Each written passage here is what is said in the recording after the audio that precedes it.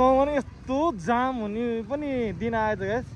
यहाँ अघि जाम थियो क्या, यति धेरै जाम थियो कि एक्सपेक्टै गरेको थिएन। मैले त चेकिङ पऱ्यो होला भन्ने ठानेको त लास्टमा मैले जाम परेछ गाइस यार।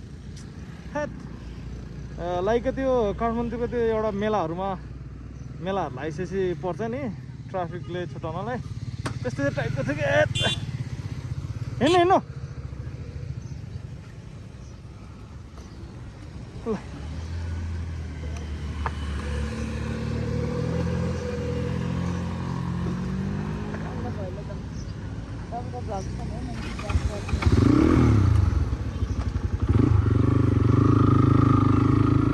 के छोडा हेर्नु नि ल गाइज, यो पनि यति डेभलप भयो कि कुरै नगरौँ गाइज यार। यो एरिया यति डेभलप भयो, अनएक्सपेक्टेड डेभलप भयो क्या यो एरिया।